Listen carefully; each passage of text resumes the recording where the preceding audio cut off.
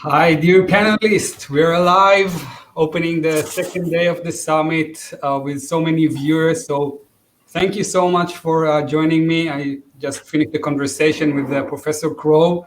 Still need to digest all the insights that I heard.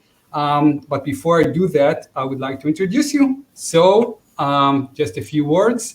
Professor Ariel Porat, the president of Tel Aviv University, the largest and most interdisciplinary Israeli university, and is the president since 2019. Professor Porat specializes in torts, contracts, and economical analysis of the law, and has been a visiting professor in the University of Chicago for 15 years, NYU, and more.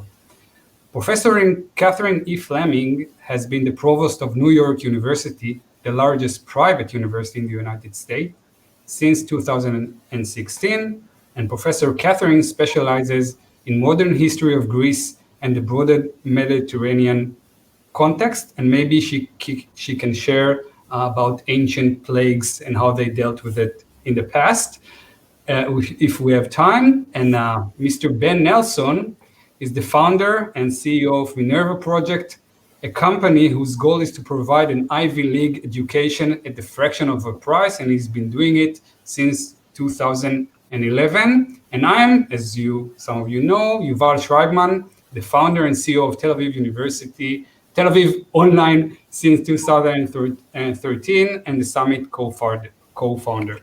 Dear panelists, hello, and welcome to the first panel of the second day.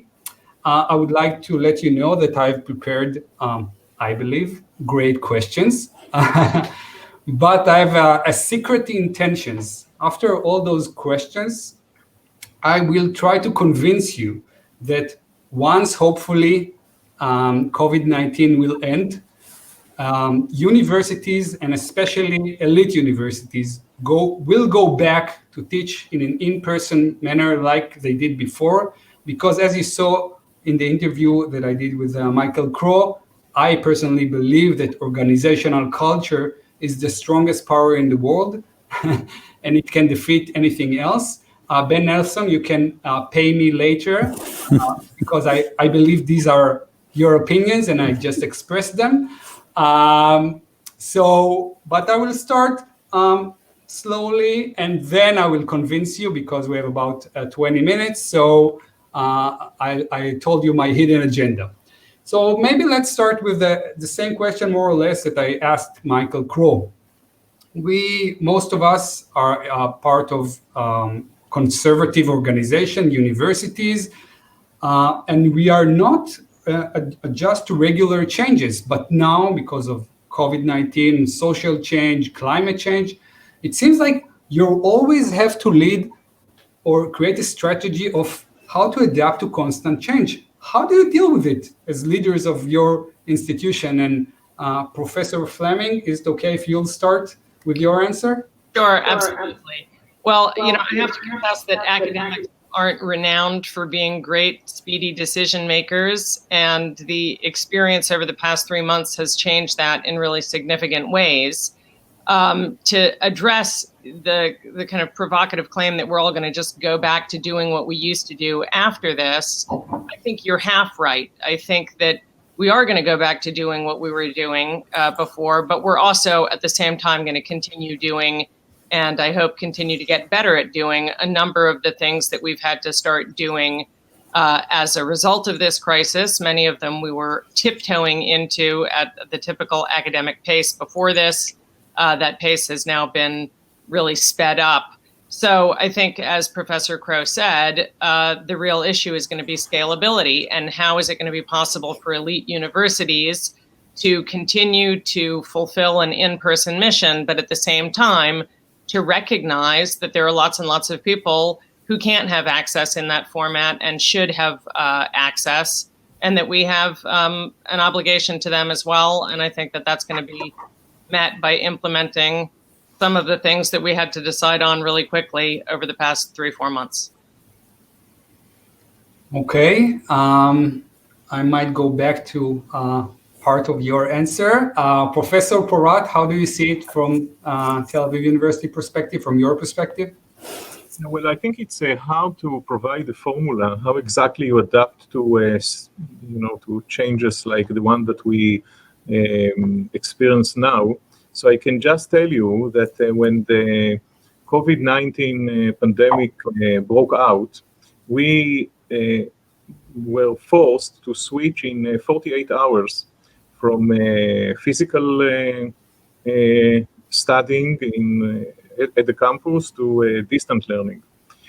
So technically, it was a really huge success, but at the same time, we are very well aware that this is not enough, and we also need to add the pedagogical parts to these classes, maybe in the future to provide hybrid classes and so on. So this is one thing. I think that as to Tel Aviv University, so at the university we have many international programs, and this is a real challenge that we are preparing how to face in the next few months.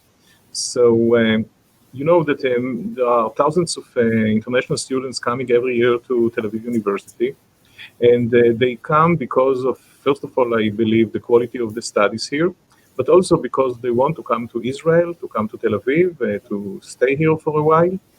Now, we all know that the second part of namely to be in Israel, might be problematic.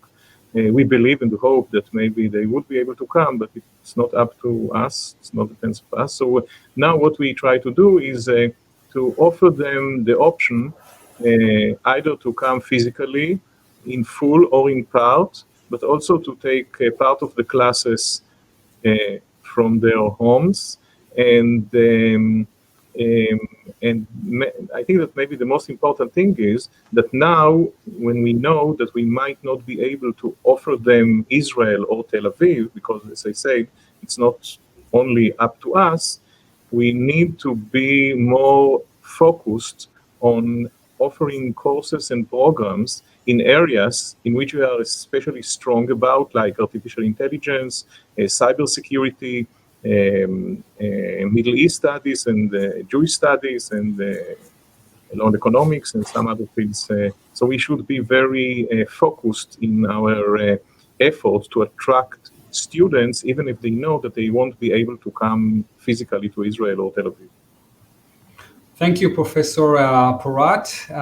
Ben, what are your insights? And can you maybe just share in one, even though I think everybody knows you, at least in my world, maybe not everybody know what Minerva is really about. So just like share with us what is it about and then your insights. Sure. So Minerva is a reinvented conception of what higher education should be all about. Shifting effectively from a focus on transmission of knowledge to application and wisdom. And the traditional higher education system, President Crow was talking about the desire 250 years ago for the American Revolution to throw off the yoke of elitism. The other thing that the revolution was trying to throw off is the concept of being subjects and being free. And the subjectification of human beings was all about training them into a profession to serve the king, as opposed to teach them how to be wise so they can be free and citizens in participatory representative republic or democracy.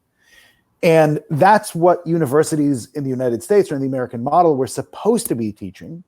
It's the model of life that we all live in, but unfortunately, universities today are very much like the universities were at the time of the American Revolution and before. And I think probably the easiest way to think about this is that people look at universities as resilient institutions. They'll say, "Oh my God, university has been around for 1,000 years; it'll be around forever." Well, I believe Professor Fleming can tell people about what you see when you do excavations of cities around the Middle East. In fact, you can look at the way cities were constructed up until a couple of hundred years ago. You had walls surrounding the city, big walls, people patrolling. those walls, people keeping out, and the whole concept of what you needed to build to be a resilient city for thousands of years, much longer than universities have been around, were with this kind of physical protection, because that's how things work. Well, with the invention of modern warfare, airplanes, of global trade, all of a sudden, the concept of having walls around a city didn't make any sense anymore. And cities transformed how it is that they not only protected themselves, but also just thought about their participation in the world. Universities now need to understand that rigid structure that they're connected to, both the physical infrastructure, but also the departmental structure, is an artifact of the past. What has made universities resilient over the first 950 years of their existence is not working in the modern day world, and it won't work at all in the future. But Yuval, as you said, I don't think universities will realize that until, unfortunately, it's too late. Thank you, Ben, for making a bold statement. I have another question to Katherine, but I have a sense that she wants to relate to what you just said. So, Katherine, before the question, what do you think of what Ben said? Well, I'll relate in two ways. First, by disappointing you both. I'm a modernist. I'm not a classicist. The fact that someone works on Greece doesn't automatically make them a classicist. But what I can speak to is something that I think both Tel Aviv University and NYU have in common, which is that we are both fairly young universities and we're both urban universities, and we're intimately connected to the cities of which we're a part and intimately connected to the so-called real world. And that is in very strong distinction to lots of the institutions that are being alluded to when we talk about sort of, the fortress city, the walled off institution, the so-called cloister. So I would like to say, just on behalf of TAU and NYU, that I think we do have that as an advantage that works for us in terms of being able to be nimble and adaptable. We were created under quite different circumstances than were many of the institutions that are sort of lurking in the background of this conversation. I think it's a great answer, Ben. Maybe you will share later on. But Katherine, let me use that to a follow-up question. When you started your conversation, I was thinking in my head, do you know how September 1st or October 1st is going to look like in your institution? I kind of imagine winter is coming, as you say in Game of Thrones, because we have so many insights that we've learned in the past 4 months, but it's very hard to implement them within 2 months. And students are coming, winter is coming, fall semester is coming. What are you going to do in your institution? Right. Well, one thing that COVID-19 has taught all of us is that we may think we have a really good idea of what the future is going to look like. And in fact, that is a complete illusion, no matter what world you inhabit. We don't know for sure what the fall is going to look like, but we do know for sure that we're going to try and be prepared for any possible contingency, whether it is one that's imposed on us by the virus, by our governor, by the president of the United States, by the market, or by any one of a number of other factors. We're going to have to be prepared to do synchronous teaching, asynchronous teaching, hybrid teaching. There are going to be a number of students who would like to be physically present who can't be for immigration reasons or for health reasons or for financial reasons. We want to accommodate them even if we are having in-person teaching as well. So I don't know exactly what it's going to look like in terms of the balance of those different components, but I do know that grosso modo, it's going to look like something that is a mix of those different components. And moreover, that's probably going to change over the course of the semester. The way things look at the beginning of September isn't necessarily how they're going to look at the end of November. We can hope that's a statement of optimism rather than one of pessimism. But again, we don't know, and we'll try and be prepared for whatever comes our way. Thank you, Professor Fleming.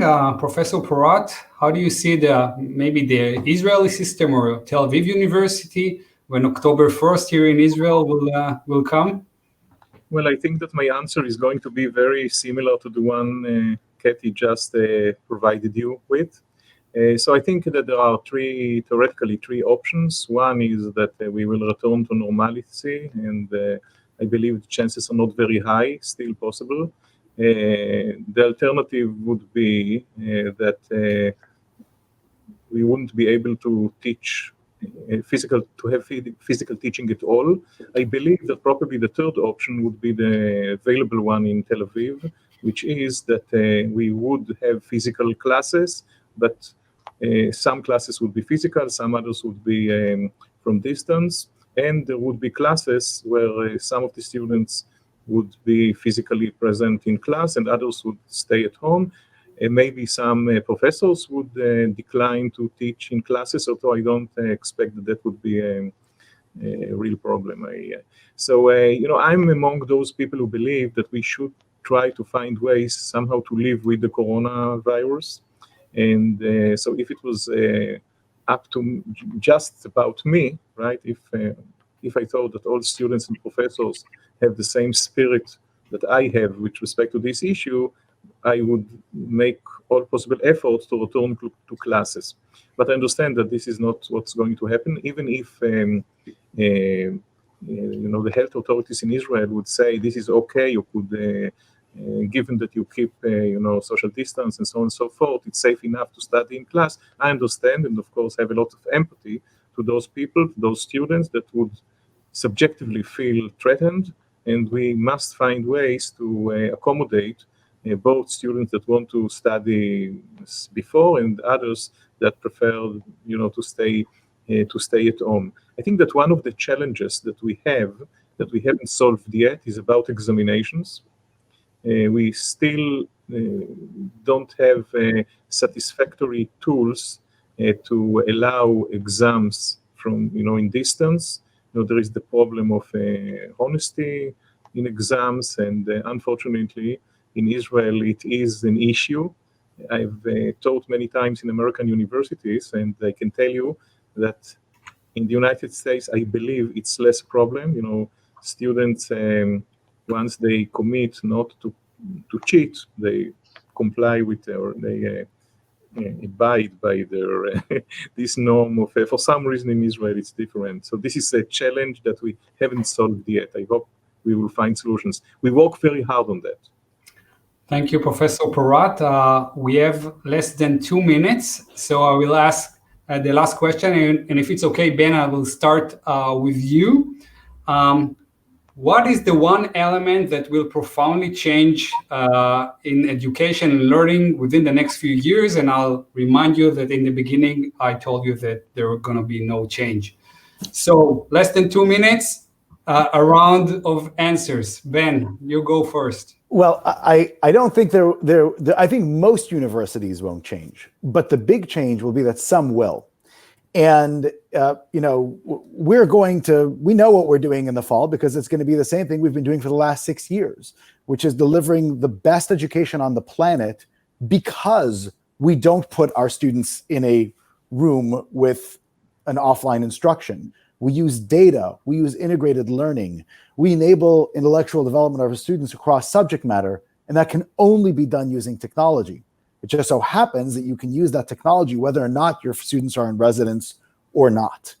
And so as you'll see new models of learning come up, and we just announced a partnership with Paul Quinn College in Texas that will allow for a 3-year degree with 2 years of work experience with less than $7,500 out-of-pocket costs in total for the degree for Pell-eligible students to produce the best quality education in the world, and none of it will be impacted by COVID.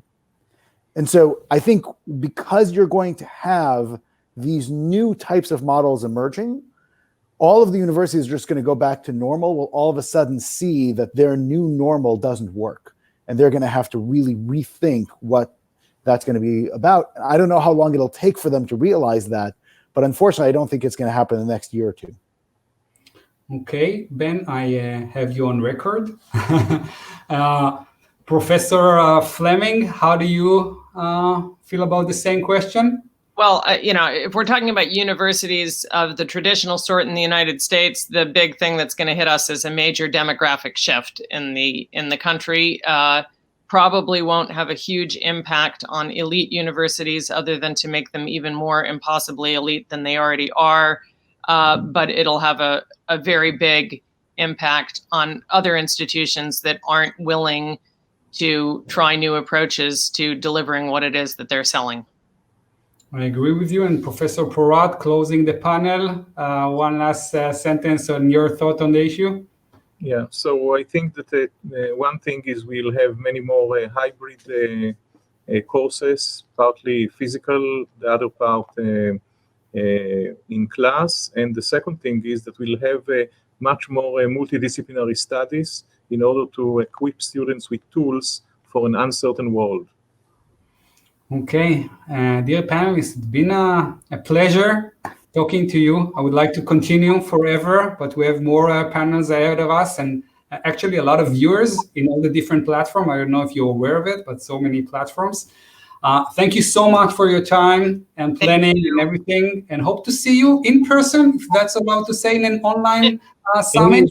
In Israel. I also like to travel sometime, but I understand I work for you, Prof, so if you will, one day. Thank you all. Thank you. It was a pleasure.